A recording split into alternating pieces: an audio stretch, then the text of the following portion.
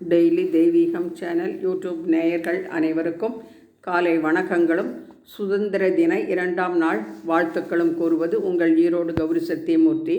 நேற்றைய தொடர்ச்சியாக இன்றைய தினம் மனிதனை இறைவனோடு தொடர்பு கொள்ள வைக்கும் கருவியாக விளங்குபவை கோயில்கள்.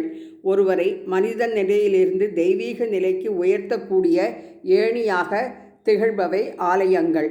மனிதர்களுக்கு தமது அருளை பொழிய இறைவன் பூமியில் எழுந்தருளி வசிக்கும் இல்லமே கோயில்.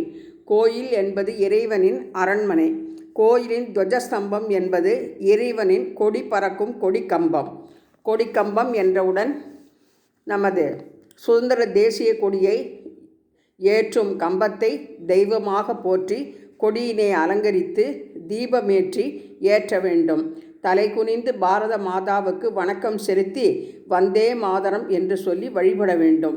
பொதுவாக கோயில் என்றாலே 3 முக்கிய அம்சமாக ஸ்தலம், தீர்த்தம், விருட்சம் என இருப்பது போல நமது தேசிய கொடியிலும் சிவப்பு நிறம் தியாகத்தையும், வெண்மை நிறம் சமாதானத்தையும், பச்சை நிறம் பசுமையையும் குறிக்கும். கொடியின் நடுவில் 24 ஆரங்கள் இருப்பது, நடுவில் சக்கரம் இருப்பதும் நாட்டின் பலவித வளர்ச்சிகளையும் தர்மம் தவறாது ஆட்சி புரிய வேண்டும் என்பதை குறிப்பதாகவே படுகிறது.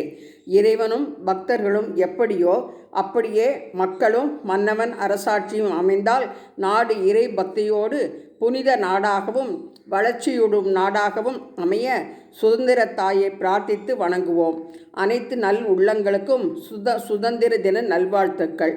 நாளையும் தொடரும். மகாத்மா காந்திக்கு ஜெய்.